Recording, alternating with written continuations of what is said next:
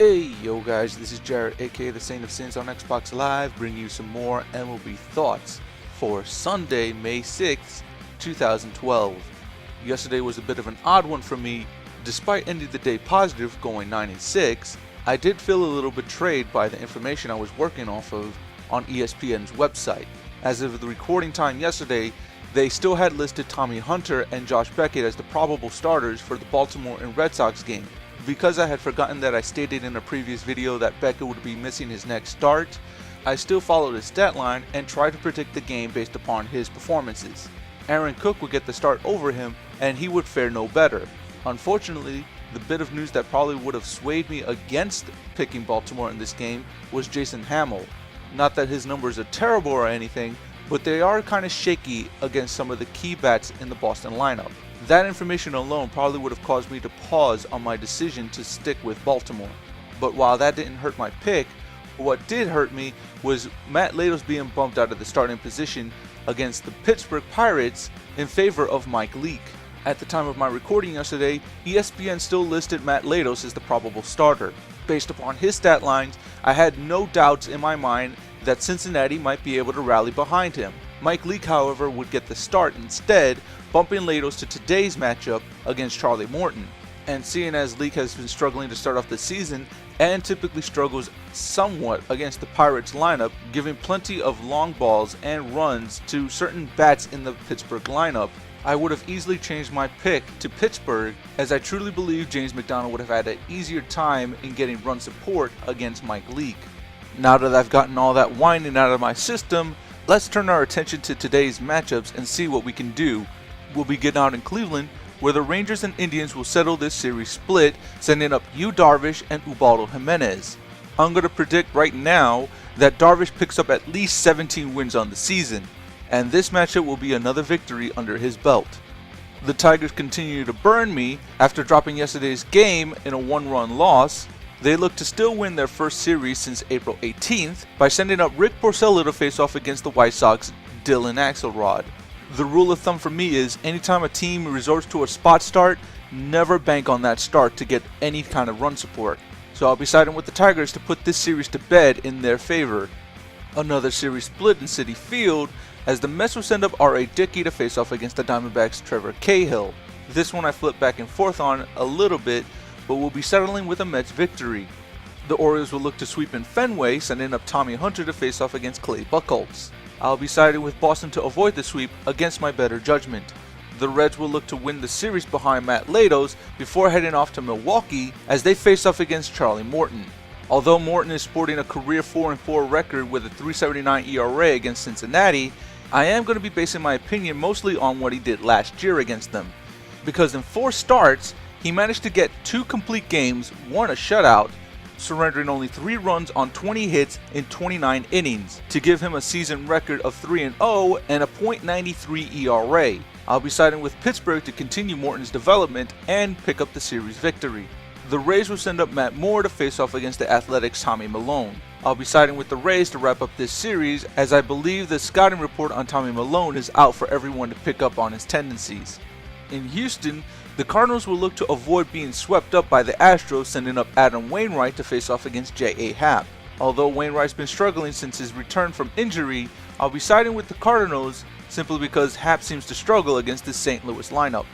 At the site for this year's All-Star game, the Royals will look to win the series against the Yankees, sending up Luke Hochevar to face off against Phil Hughes. Although Hughes has still been struggling mightily this season, I'll be siding with the Yankees to start hitting off of Luke Hochevar, treating him as a T-ball set. At Wrigley, Travis Wood will make his season and Cubs debut as he hosts against the Dodgers' Aaron Harang. Though I like Wood, I prefer to stick with the Dodgers in this one, as Aaron Harang seems to be turning that corner again. At Colorado, the Braves will be looking to sweep the Rockies by sending up Brandon Beachy to face off against Juan Nicasio. I'll be breaking out the brooms for the Braves, as Juan Nicasio tends to be a bit spotty. With the series split in Anaheim, the Angels will look to wrap up this homestand with a victory, sending up Jerome Williams to face off against the Blue Jays' Drew Hutchison. I've been wrong in every game so far in this series, and don't really expect to break any kind of ground here in siding with the Angels. Having been burned twice now in San Diego by picking the Padres, I'll see if that trend continues, as I'll be siding with Joe Weiland as he faces off against the Miami Marlins' Ricky Nolasco. Yet another series split in today's matchups, as the Giants will send up Matt Cain to face off against the Brewers' Sean Markham. Though I still believe Matt Cain to be the better pitcher over Tim Lincecum, I can't side with him in this matchup simply because his numbers against the Brewers tend to be pretty poor. At Seattle, the Twins will look to win their first series since April 12th when they took 2 out of 3 games against the Angels, as they send up Nick Blackburn to face off against Hector Noesi. For this matchup, I'll be siding with the Twins, as Noesi tends to be very inconsistent in his outings. And finally, the Nationals will be looking to sweep the Phillies by sending up Jordan Zimmermann to face off against Cole Hamels. As much as I like Jordan Zimmermann, I can't break out the broom in this one, as Hamels tends to pitch extremely well in Washington against this Nationals lineup. So I'll be sided with the Phillies to avoid the sweep before heading back home to face off against the Mets to begin their homestand. Again, a reminder, you can always check to see what my picks are down in the description box below, but here are my picks once more.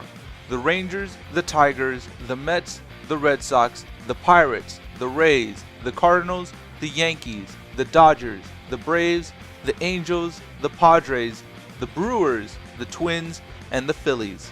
With the picks out of the way and this being a new month, let's take a look back at the month of April and see what the American League had to offer for league leaders. We'll begin with pitching and check out the top 5 in ERA, starting with the number 5 position with Yu Darvish, who in 33 innings surrendered only 8 earned runs on 30 hits with 17 walks and 33 strikeouts to a 2.18 ERA. Toppling him is Jarrett Weaver, who sits at a 2.02 ERA, surrendering 8 earned runs on 28 hits in 35 2/3 innings pitched. At the number 3 position is surprisingly Jason Hammel of the Baltimore Orioles, who was treated very kindly in the month of April as he pitched to a 1.97 ERA, surrendering only 7 earned runs on 23 hits and 32 innings pitched. Toppling him is Colby Lewis, who pitched to a 1.93 ERA, surrendering 7 runs on 30 hits in 32 2/3 innings pitched. And sitting in the number 1 position for ERA is Jake Peavy with 1.67, who surrendered 7 runs on 21 hits in 37 2/3 innings pitched. For these 5 men, the month of April was truly a tremendous start to the season. And now for the top 5 qualifying WHIP leaders. We'll begin with number 5, Tommy Milone, who saw 32 base runners in his 31 2/3 innings pitched.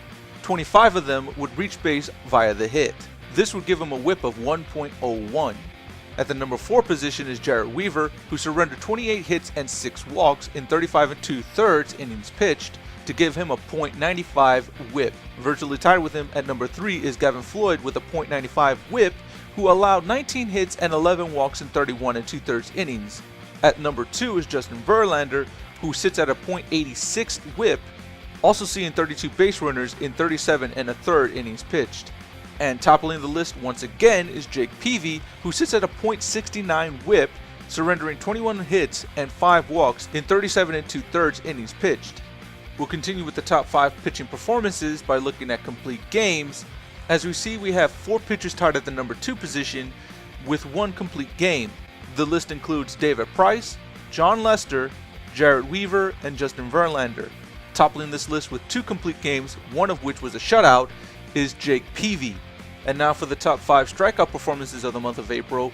We'll begin with a look at the number 5 position, which is tied between Yu Darvish and Jake Peavy, who both share 33. To kind of give this a tiebreaker, Darvish has a K9 of 9.0, while Jake Peavy has a K9 of 7.88. Outperforming them in the number 4 position is Justin Verlander, who has 35. Tied at the number 2 position is Felix Hernandez and Jarrett Weaver, who both have 36. Again, the tiebreaker here would be the K9, where Felix Hernandez has an 8.92, Jarrett Weaver sports a 9.08. And leading the league in strikeouts is CC Sabathia, who fanned 38 in 35 1/3 innings, giving him a K9 of 9.68. And now a look at the top 5 qualified winners. We'll begin with an 11-way tie for the number 5 position, beginning with Tommy Milone, Jeremy Hellickson, Ricky Romero, Clay Buchholz, Jason Hammel, Jarrett Weaver, Jason Vargas, CJ Wilson, Colby Lewis, Jake Peavy, and CC Sabathia, who all share 3 wins on the month.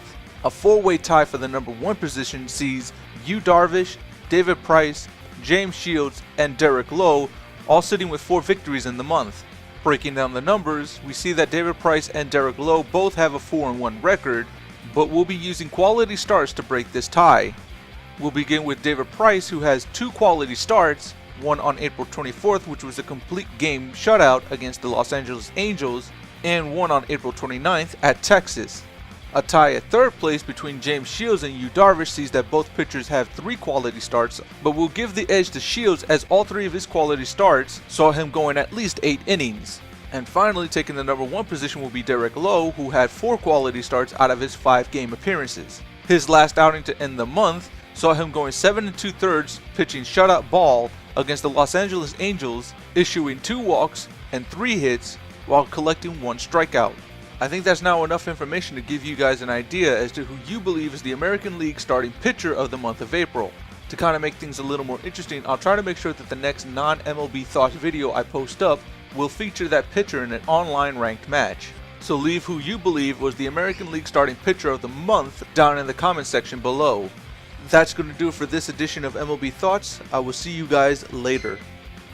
Peace.